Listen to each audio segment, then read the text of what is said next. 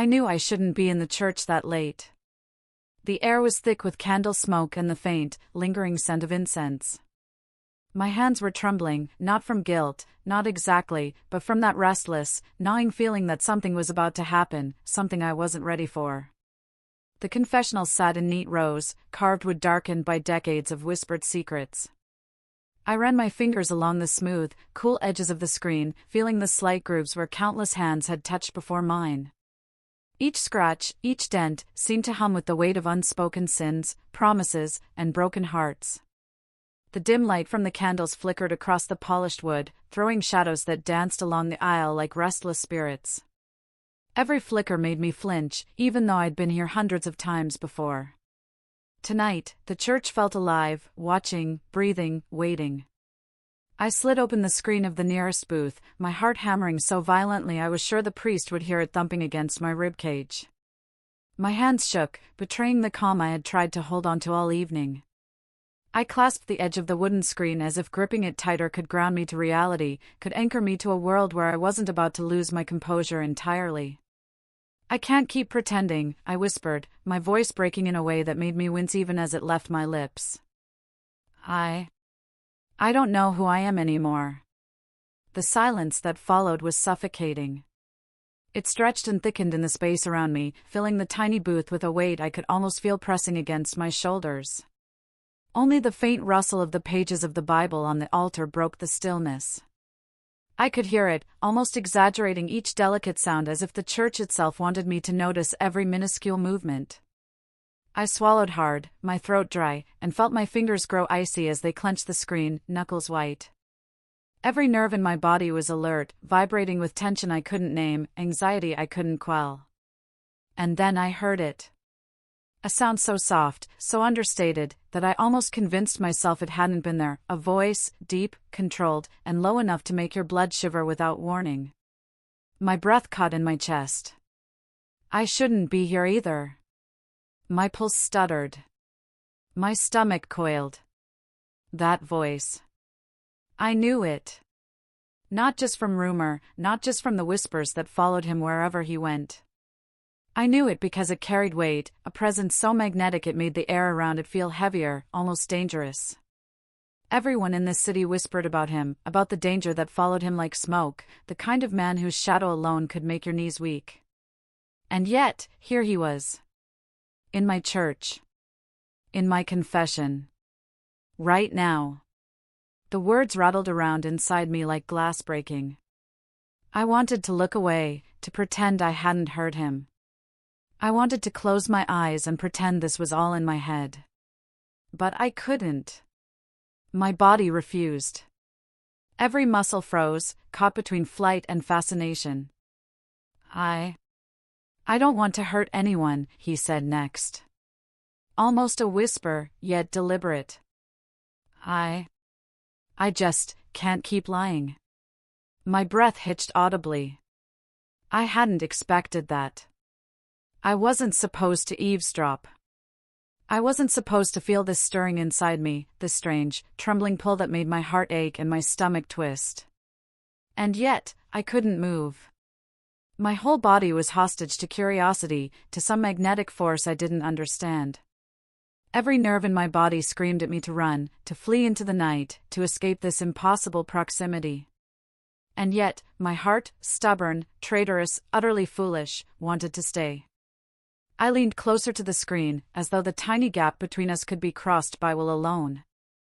Who is there? I asked, voice trembling despite myself. The words sounded foreign in my ears, almost too intimate for a church. Though the priest was a wall between us, I felt like the air itself was thinner, charged, ready to ignite. Does it matter?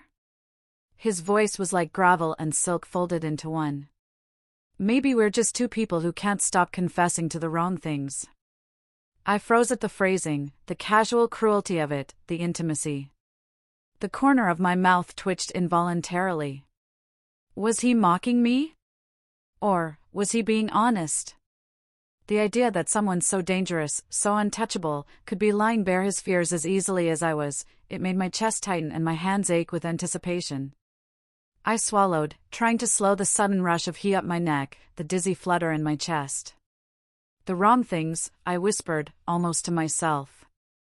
Is it ever the right thing to feel like this? Another pause. The weight of it. The way he didn't respond immediately made me even more aware of my own trembling fingers, my shallow breathing, the pulse in my ears that felt like it could drown out the world. I felt trapped in a storm I hadn't seen coming, a storm that smelled faintly of candle wax, old wood, and something darker, something dangerous that made my stomach twist with equal parts fear and curiosity. Maybe there is no right, he said finally, soft but steady, deliberate. Maybe there's only what we can't stop ourselves from doing. And confessing is the only safe way to get it out, without the world seeing the disaster waiting to happen. My fingers tightened around the screen until the wood bit into my palms. I was so aware of everything, his words, the space between us, the fact that we were sharing a moment no one else could know. My throat felt raw as I whispered, almost too timidly, why are you here? There was silence again. Only the faint echo of footsteps far down the aisle, or maybe it was just my imagination. My heart raced, each beat sounding deafening in the stillness. And then, finally, a single, quiet admission. Because I needed to say it. And I knew you would be here too. The words struck me like lightning. I couldn't breathe. The idea that he had come here knowing I would be, that this was deliberate, intentional, my mind spun. I wanted to move, to run, to hide, but I was rooted to the floor, to the screen, to the confession booth like it was the only safe place left in the world. I wanted to say something, anything, to fill the deafening silence. You can't, I began, but my voice faltered, swallowed by the enormity of what I was feeling. And then he spoke again, quieter this time, almost painfully intimate, I can't stop. And I won't. Not here. Not ever. The words made me shiver, my legs going numb beneath me. I wanted to retreat. I wanted to tell myself that I was imagining this, that it was a trick of candlelight and shadows. But I knew, deep down, that this was real. Too real. Too dangerous to ignore. I leaned forward again, almost involuntarily. Why does it have to feel like this? I whispered. Why does it pull me in when I should be running? I don't know, he admitted, voice thick with emotion I wasn't used to hearing from him. I shouldn't be here. I shouldn't want this. But I do.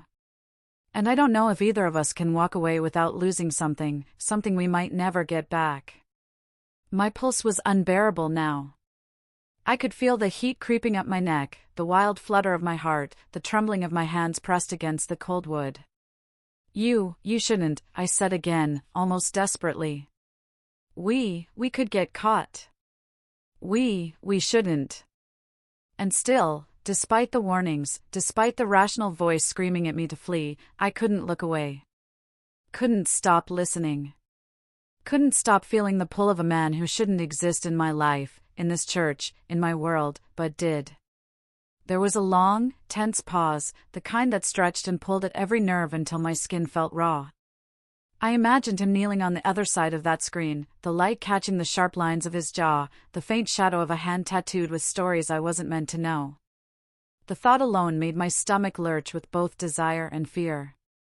I can't let anyone know, he said finally. Not here. Not now. Not about this. I won't, I whispered back. And the words felt like a lie and a promise at the same time.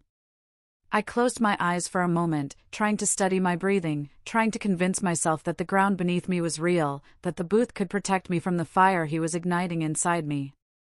But when I opened them, I realized it wasn't protection I craved. It was acknowledgement. Recognition. Someone seeing the exact same chaos inside me and admitting it. His next words were soft, almost a purr of danger, good. Because once it's out, once we say it, there's no going back. I swallowed hard, my mouth dry, my hands clammy. I wanted to lean into him, to collapse into the heat of his presence, but I dared not. And yet, every instinct in me screamed to cross that distance, to let the world disappear, to let us both vanish into the dangerous, intoxicating truth between us. The church was silent around us, but the air felt charged, as if the walls themselves were holding their breath. I could hear the faintest creak of the floorboards, the whisper of air through the stained glass windows. And in the midst of it, all I could focus on was him. On the pull, the danger, the impossible intimacy. I whispered again, almost too low for even the shadows to hear, we're risking everything. Everything, he agreed, the word tight with tension, almost a growl. But some things are worth the risk. And in that moment, my chest ached, my knees threatened to buckle, and I realized I had already crossed the line. Even if I got up and ran, even if I screamed and begged the night to take me, part of me, the part one hated and feared and needed all at once, would always stay here. With him. I glanced over my shoulder, heart hammering so violently I was sure the walls themselves could hear it. The church was empty except for the priest at the altar, kneeling with his head bowed, silent and still, his presence a constant reminder that I was nowhere near alone, and yet completely unobserved. Everything else was shadows and candlelight, dancing along the polished wooden pews, flickering across the marble floor. The faint scent of incense hung thick in the air, heavy and slightly cloying, mingling with the faint must of old wood, of prayer books long touched by trembling hands. Each breath I drew tasted faintly of wax and dust, and it made my stomach twist in anticipation, that raw, hungry tension that comes just before a storm breaks. But then my eyes caught him. His outline, sharp and deliberate, framed by the dim glow of the candles along the side aisles. He hadn't moved. Not a muscle. Not a twitch. Just standing, or perhaps kneeling, his posture impossibly calm, yet the way he radiated presence made the room feel impossibly small. Silent. Deliberate. Waiting. Watching. And in that instant, every nerve in my body screamed both warning and invitation. I could feel it, like a magnetic pull I couldn't escape. I shouldn't want this, I muttered to myself, my lips barely moving, my words almost lost in the quiet hum of the night. My voice sounded strange even to my own ears, half lost in the cavernous emptiness of the church. Why does he? I know, he interrupted, smooth, low, impossibly controlled. And even through the solid wood and distance between us, I felt it, the weight, the pull, the tension radiating from him. Dangerous and magnetic. My stomach lurched, my chest tightened, and I swore my heart had skipped a beat. My fingers shook so violently I nearly dropped my rosary. The beads slipped and clattered softly against the wooden floor of the booth, startling me with their fragile sound. I caught them instinctively, gripping them as if they were a lifeline tethering me to the tiny thread of courage I had left.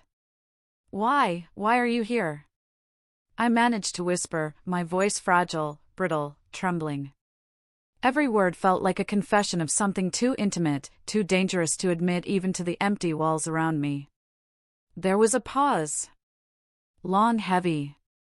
The kind of pause that made the air feel thicker, the candle flames seem brighter, the shadows stretch closer. I could almost hear the slow creak of the wood beneath him, the faint brush of fabric across polished stone, though I knew it was only the sound of my imagination, or perhaps the universe conspiring to hold me in suspended terror. Because I needed to say it, he said finally, low, deliberate. Almost like a secret meant only for me, though the space between us was defined by the screen and shadows. And I knew, you would be here too. The words hit me like a punch to the chest. Sharp, inescapable. I couldn't breathe for a second, my lungs forgetting how to function as if the universe itself had pressed pause. I shouldn't have known that. He shouldn't know me. He shouldn't, and yet, he did.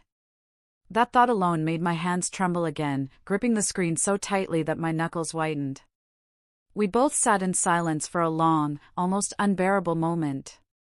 Kneeling in our separate confessionals, separated by a few feet of wood yet closer than anyone could ever imagine. Whispering confessions we hadn't dared voice anywhere else. Each syllable, each soft inhale, felt like an admission that we were tethered to a dangerous truth neither of us was ready to fully confront. The irony of it, we were confessing the same sins, the same fears, the same desires. Fears we tried to bury under layers of rational thought and careful control. Regrets we couldn't face because the idea of facing them alone was too terrifying. Desires that should have been impossible, immoral even, yet they clawed at our chests, demanding acknowledgement. I keep thinking about you, I whispered finally, voice almost too ashamed to leave my lips. The sound of it trembled in the tiny booth, fragile, almost like a whisper meant to vanish into the darkness. And I hate it. I hate how much I want, whatever this is. I hate it too, he admitted. The words were tight, measured, like a whip stretched to the breaking point and held there, deliberate. But I can't stop thinking about you. I can't stop. A sharp, sudden rap echoed through the church door. My head snapped up. My heart slammed against my ribs, every beat so loud I thought it might betray me. The church door. Someone was coming. The sound echoed, bouncing off the high vaulted ceiling, reverberating through the empty space until it seemed to settle like a stone on my chest. I held my breath. The taste of it was bitter in my mouth. Hard in my throat, I froze in place, every muscle locked tight, every instinct screaming at me to disappear, to melt into the shadows, to flee. And then I felt him freeze too. His voice dropped a notch, his breathing slowed, almost imperceptibly, like a predator listening to the approach of another predator. A moment stretched out taut as a wire. The silence between the footsteps was worse than any noise. My stomach twisted, my knees shook, my palms grew slick with sweat. And then, mercifully, the steps passed, fading away into the empty night. The sound of retreat. My shoulders sagged slightly, releasing the tension I hadn't realized I was holding. Too close, he muttered, almost to himself. A whisper meant for no one, yet I felt it like a warning, a confirmation, a thrill that slid straight down my spine. Too close to stop now. I felt my knees weaken. Not physically, not completely, but the sensation of wanting to drop, of wanting to collapse, was there. It was the magnetic weight of proximity and danger, the heady intoxication of being caught on the edge of something forbidden. Every instinct told me to run, to leave, to escape this madness that had no rules, no safe exit, no map. And yet, I stayed. Because when he spoke, even like this, even in danger, I felt seen in a way I had never known. Every soft intonation of his voice, every deliberate pause, every fraction of tension that radiated through the thin screen, it pierced me, bare and exposed. I could feel his eyes on me, though I couldn't see them, and that alone was enough to make the air tremble around my chest. I was small. I was vulnerable. And yet, I had never felt more alive. My hands tightened around the screen instinctively. Beads of sweat gathered at my temples. I whispered under my breath, almost as if speaking louder might undo everything. Why is it like this? Why can't it be simple? He didn't respond immediately. The pause lingered, long, electric. I could feel it crawling through the air, snaking into my chest, curling around my spine, holding me hostage to the truth we were both hiding. It was an unspoken agreement. We could say nothing else, and still, the world would know exactly what was between us. The danger. The pull. The impossibility of turning back. Then he spoke. Because it isn't simple, he said finally. And I could hear the sharp edges of tension in his voice, the barely suppressed recklessness that thrummed beneath the control.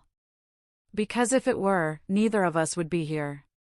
Neither of us would be kneeling in these booths, whispering truths we barely understand ourselves. The words sank into me, heavy, unstoppable. I could feel my chest tighten, my fingers shaking harder around the rosary beads. I whispered back, almost lost in the shadows, I shouldn't. I shouldn't feel this way. But I can't stop. I can't make it go away. And I can't either, he said softly, each syllable deliberate, careful, dangerous. And we both know it. That's the cruel part. That's the part that makes it unbearable. I closed my eyes, letting my forehead rest against the screen for just a moment, as if contact could anchor me, could tether me to sanity. I could feel my chest rising and falling, uneven, frantic, desperate. The beads in my hands pressed into my palms with a tiny, painful bite that grounded me, reminding me that I was alive, that I could still feel, that I could still think, if barely. I can't look away, I whispered finally, more to myself than to him. I don't want to. But I should. I know I should. Why is it impossible? Because it isn't safe, he said. His voice was lower now, nearly a growl, but not angry. It carried heat, control, danger. And yet, here we are. Because some things are too strong to ignore. Too dangerous to pretend don't exist. My heart thudded painfully against my ribs. I wanted to move closer, to feel the space between us shrink, to break the impossible barrier of wood that separated us. But fear held me in place. Desire held me in place. Everything in me, conflicting and contradictory, screamed both to flee and to surrender. And in the quiet, sacred, terrifying space between us, I realized this was only the beginning. Every whisper, every breath, every trembling word, bound us tighter. And the danger was not just outside these walls. It was here, inside. Between us. Alive. We spoke in fragments then, each confession a heartbeat, each word a brush against a cliff edge. The air between us felt thick, charged, trembling with the weight of every unspoken thought that had been lurking for weeks, clawing at the corners of my mind. I could feel the varnished wood of the confessional pressing against my palms, grounding me in a world that felt suddenly unreal, impossible, and frighteningly intimate. I'm scared, I whispered, voice low, trembling as if admitting it aloud could shatter me entirely. I'm scared of losing control. Scared of being exposed. Scared of letting anyone in. The silence stretched, heavy, almost unbearable.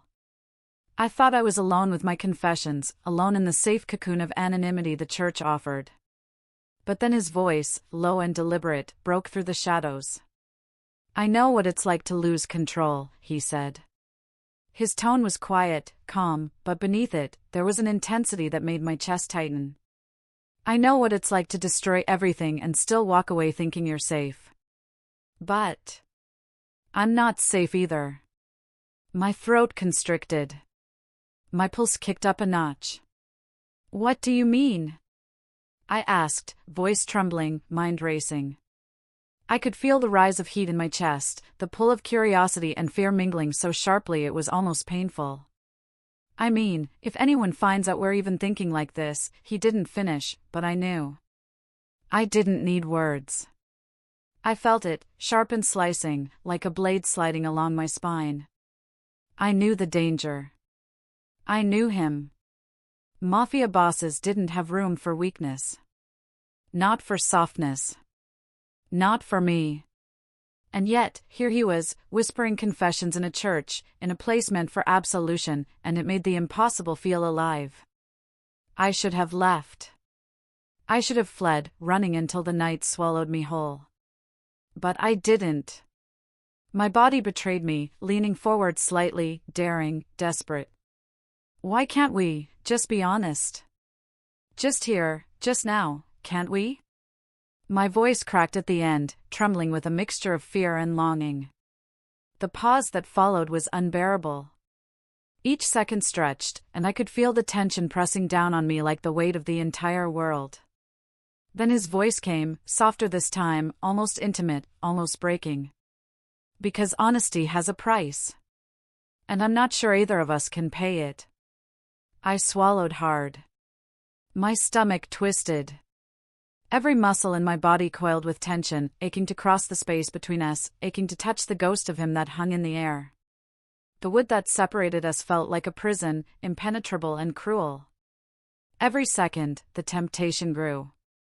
Every second, the danger grew. I could feel my pulse in my ears, pounding so loudly I was sure it could betray me. I want you to hear me, I whispered finally, voice nearly breaking. All of me. Even the parts one hate. My words lingered in the shadows, trembling and raw. "I do," he said. And then, impossibly, I felt it, a ghost-like touch, a fleeting brush against the edge of the screen. Not real, not fully, but enough. Enough to make me shiver violently. Enough to make my heart betray me, leaping in my chest as if it wanted to escape. The faint scrape of the church door creaking sent my body into overdrive. Footsteps. Closer. Someone was coming. Panic slammed into me, so sharp and sudden I felt my knees weaken. The quiet sanctuary of the church, once protective, now felt dangerous, alive with threat. He leaned closer, voice low, controlled. "Stay calm. Don't move. Not yet." I nodded, even though he couldn't see me. My pulse drummed in my ears, a frantic, maddening rhythm. Every beat felt like a countdown, every second stretched into infinity. I realized, with a shiver that ran from my neck down to my toes, that we weren't just confessing to God anymore, we were confessing to each other, to the dangerous truth that had been lying between us for weeks, unspoken, impossible, intoxicating. I shouldn't, I whispered, head barely above the wood, every syllable a desperate thread holding me to sanity. "If anyone sees." "They can't," he said firmly, undeniably, and yet with a quiet intensity that made my chest ache. "But we both know the truth now. And there's no going back." I froze. The words hit harder than I expected. No going back. The impossibility of it, the danger of it, the undeniable pull, it was intoxicating, terrifying, and exquisite all at once. A sudden noise, sharper this time, more insistent, made me flinch violently. My rosary slipped through my fingers and fell with a soft clatter, echoing in the empty church. My stomach knotted. I bent instinctively to pick it up, and for the briefest moment, my fingers brushed his. The contact was electric. Forbidden. Dangerous. My heart hammered, my breath caught in my throat, and for a moment, the world seemed to vanish, leaving only the two of us suspended in the charged space between the screens. I can't risk this," I whispered, almost sobbing. Why does it have to be like this?" "Because nothing about us is safe," he said, low, deliberate, and the words struck me like a whip. For a second, I imagined him outside the booth, the faint candlelight glinting off the rings on his fingers, tracing the lines of ink tattoos peeking from under his sleeves. Dangerous. Deadly. Beautiful. A presence that should have terrified me, but instead made every nerve in my body ignite with longing and fear. I could feel the brush of shadows, the candle flames flickering, the scent of wax and wood mixing with the faint, sharp tang of him, the scent of cologne, leather, and something darker, something unnameable. My heartbeat matched the rhythm of the flickering flames, erratic, frantic, yet synchronized with the dangerous pulse emanating from him. Every instinct screamed at me to pull back. Every rational thought shouted at me to run, to vanish into the night, to leave this church and forget this ever happened. And yet, every instinct also screamed to stay. To lean in, to let the danger wash over me, to let myself be seen, fully and utterly, by the one person who should have been forbidden to me. The space between us felt smaller now, charged with tension, thick with unspoken admissions. Each second stretched endlessly, a delicate taut wire over a precipice, and I felt dizzy standing on it. "I can't stop thinking about you," I whispered, almost involuntarily. "Even now, even here. I can't stop." "I know," he breathed, low, deliberate, almost a growl of acknowledgement. "I can't either. And yet, here we are, risking everything, daring everything. And still, I can't walk away." The soft creak of a pew nearby made me flinch. I swallowed hard, fighting the tremor in my hands, the heat rising in my cheeks. My rosary rested between us now, a fragile lifeline, a symbol of a world that no longer seemed safe, no longer seemed enough. Every whisper, every touch, every pause between our confessions made the tension unbearable. I wanted to move closer. I wanted to feel him, to know him, to cross the boundary of danger we had been tiptoeing around for weeks. But fear held me back. Desire, danger, and fascination kept me rooted, trembling, alive with every beat of my heart. I shouldn't feel this, I murmured. But I do. And I don't know what to do with it. Then don't, he said, soft, deliberate, dangerous. Just let it be. Here, now, in this place where no one can see. Let it exist between us. Let it burn. I shivered, not just from the chill of the church, but from the impossibility of it all. The proximity. The danger. The forbidden thrill of confession turned intimate, turned dangerous, turned unbearably real. Every beat of my heart felt like a countdown. Every breath like a confession. Every second was a cliff edge, and I was standing at it willingly. I wanted to lean into him, to let the world fall away. Every nerve in my body screamed to collapse into the dangerous warmth of his presence, to let the distance between us evaporate. The ache in my chest, the thrum of my pulse, it all demanded that I move closer, that I surrender to the magnetic pull that had been building for weeks. My fingers itched to brush against the edge of his sleeve, to feel the subtle heat of his skin through the thin veil of shadow and wood. But I couldn't. Not here. Not now. The stakes were impossibly high, a taut thread stretched over the precipice of disaster. One wrong move, one careless breath, and the fragile equilibrium we were balancing on would shatter. And yet, my body betrayed me, leaning closer even as my mind screamed to retreat. My chest rose and fell in shallow, uneven breaths, my heart hammering so violently I was sure the priest at the altar would hear it. Then it happened. A quiet cough from the far end of the church. Just a small sound, easily dismissed if I weren't already so hypersensitive, so acutely aware of every creak of floorboards, every whisper of fabric against marble. Another shadow. Someone was moving straight for us, deliberate, patient, making no mistake. The air seemed to thicken, pressing against my lungs. Every sense snapped into overdrive. I could feel the cold sweep of the stone floor beneath the pews, the faint metallic tang of candle wax on my tongue, the way the incense clung to my hair and skin, masking the scent of him but not enough to hide it entirely. My heartbeat stuttered, skipped, then surged violently. My heart stopped entirely when I realized he had pulled back his hand from mine. The contact, fleeting as it had been, was gone, leaving a vacuum of tension that made the shadows seem alive, crawling closer with intent. He was tense, alert, every muscle poised, coiled, moving with the precision of a predator who knew exactly when to strike and exactly when to hide. I could hear the subtle scrape of his shoes on the floor, the quiet inhale of his breath, measured and controlled. My own body trembled, partly from fear, partly from desire, partly from the sheer weight of proximity to a man who was all danger, all heat, all impossibility. We stayed silent, listening. Every footstep outside the booth felt like a small explosion, each one drawing a sharp line of panic through my chest. The sound of another cough, distant, barely audible, made me flinch, almost audible to him through the thin wooden barrier. Our eyes, though I couldn't see them, locked in understanding. No words were necessary.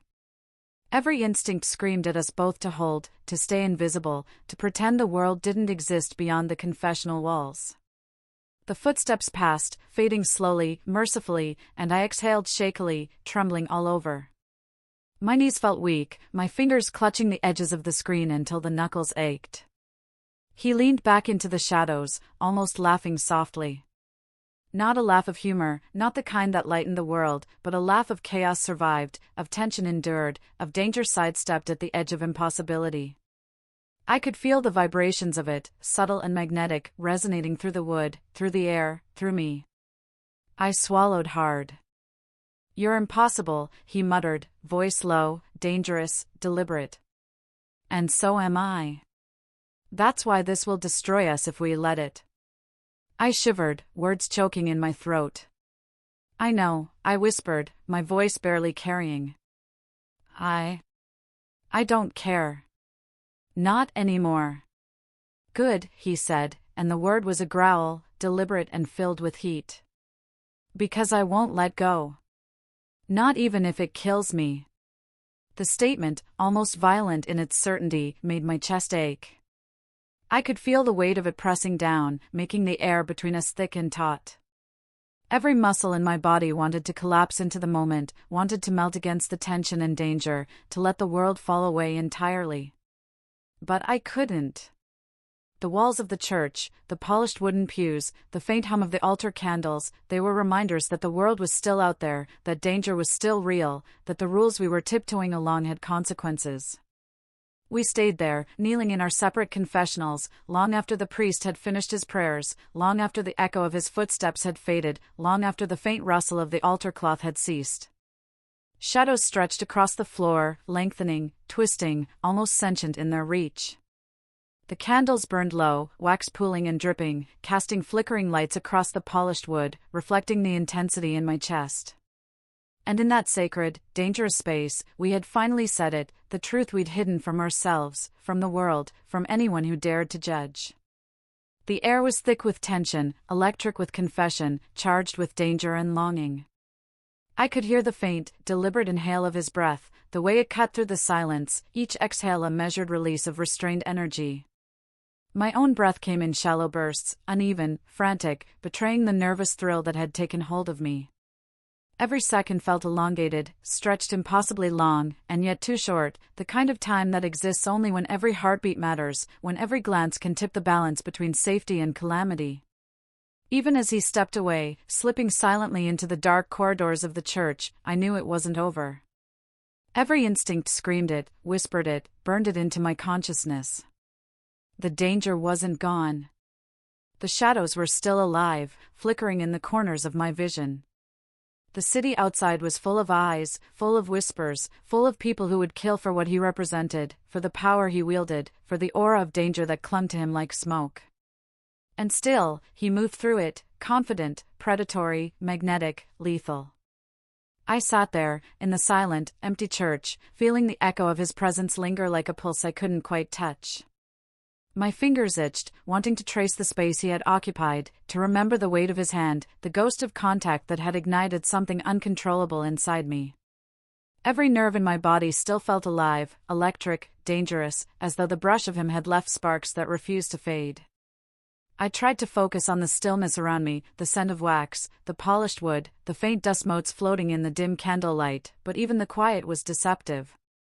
Every shadow seemed alive, every flicker of light a reminder that he had been here, that danger had lingered, and that the world outside these walls was still waiting. Waiting for us. Waiting for him. Waiting for the consequences that would inevitably follow.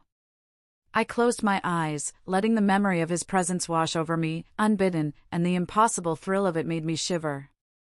I felt the heat of him again, the faint whisper of his voice, the tension of his form, the dangerous certainty of his existence pressing against every rational thought I had. My chest tightened. My pulse raced. My body trembled. And yet, despite the fear, despite the knowledge that the world outside was ruthless, that we had crossed an invisible line, that every second of indulgence carried a price, I couldn't make myself care. Not anymore. Because in that confessional, in that sacred, dangerous space, we had spoken truths that no one else could hear. We had admitted fears, desires, and confessions too dangerous for the light of day. And as the shadows stretched long across the floor, and the last flicker of candlelight danced against the wooden walls, I realized, with a mix of awe, terror, and longing, that this, whatever it was only the beginning. I touched the screen lightly, my fingers trembling ever so slightly, as if that small act could anchor me to the reality I was desperate to hold on to. The polished wood under my fingertips was cold, rigid, unyielding, yet somehow comforting, a tangible barrier between what was safe and what was perilous. "We're not safe," I whispered, barely audible, my voice almost swallowed by the cavernous silence of the empty booth, the echoes of my own heartbeat loud in my ears. "No," his voice answered from the shadows, soft, fatal, and infinitely close, yet impossibly distant in the way shadows can be. It wasn't just a voice.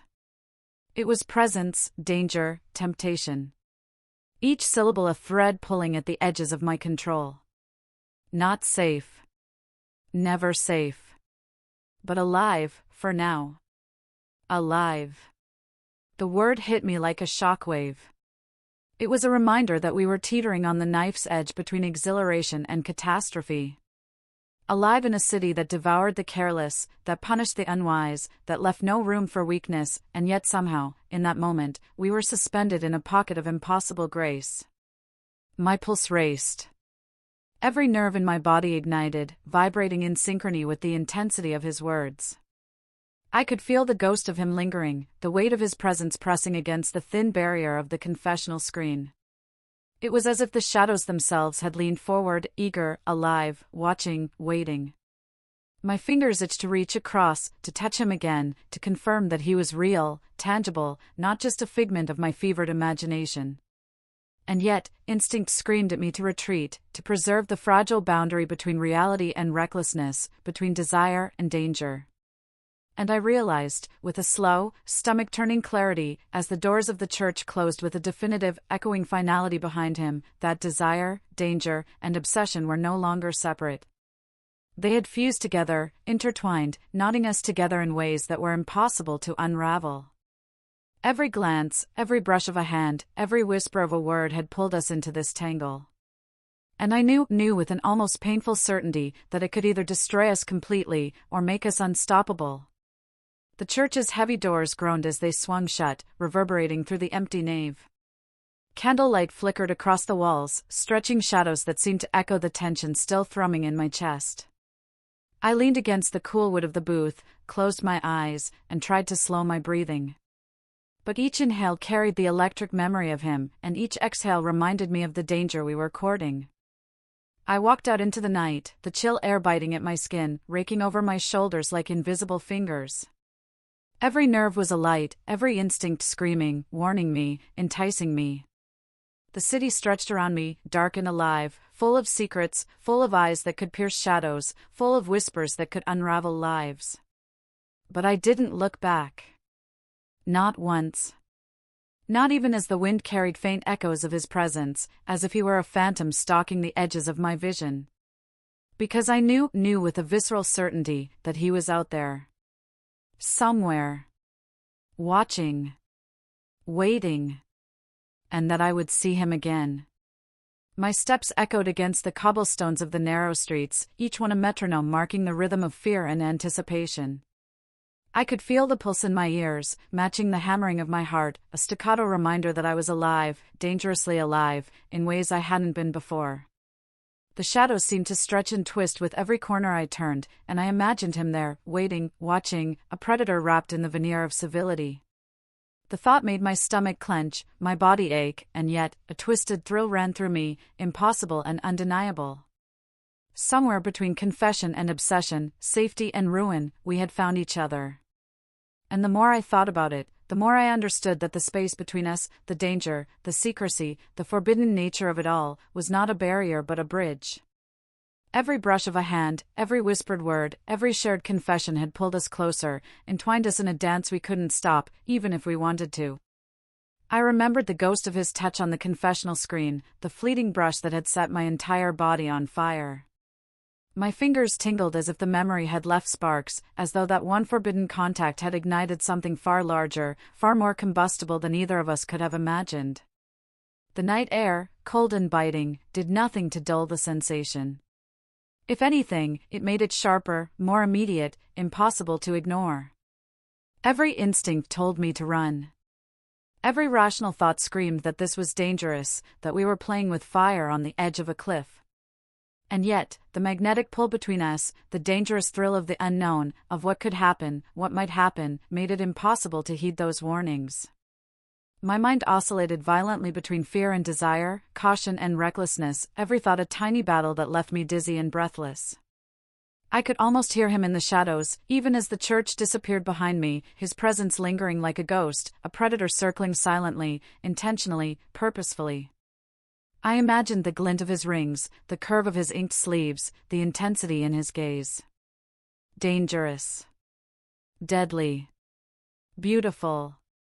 And I realized, with a shiver that traveled from my spine to my fingertips, that I wanted it all. Every risk. Every danger. Every impossible, thrilling, intoxicating second of it. The city was alive around me, neon lights flickering in puddles of rain, cars passing in a blur, distant voices echoing in alleyways. And yet, in that chaos, the thought of him made the night feel smaller, more intimate, as if the world itself had contracted to the space where he might exist, where we might exist, where everything we couldn't say aloud could breathe. My heartbeat matched the rhythm of the distant traffic, wild and irregular, untamed, impossible to control, and I realized that was exactly what I wanted. Control was a lie. Safety was a lie. All that mattered was the dangerous, intoxicating reality that we had created in that confessional, in that church, in that city that waited outside with its eyes and whispers and dangers. I paused at a streetlight, letting the cold wash over me, and imagined him stepping through the shadows, silent, predatory, impossible. The thought sent a shiver down my spine, a mixture of fear, anticipation, and a thrill so sharp it made my teeth ache. I knew he could be anywhere. Watching. Waiting. Calculating. And that knowledge, instead of frightening me away, drew me in. Pulled me forward. Made the world feel impossibly alive. And even as I walked further into the night, feeling the weight of the empty streets pressing around me, I understood the truth, the confessional, the church, the whisper of his voice, the brush of his hand. It had changed everything. We were no longer separate. No longer safe. No longer just two people navigating the rules of the world. We were a force, dangerous, unstable, tethered together by desire, danger, and obsession, moving forward into a world that would either consume us or be consumed by us. Every breath I drew was shallow, charged with the memory of him, with the fear of what might happen, with the impossible thrill that came from standing so close to danger and not flinching. I wanted him. I wanted the chaos. I wanted the risk. I wanted the forbidden, the impossible, the untouchable. And I knew, in that moment, that it was only the beginning.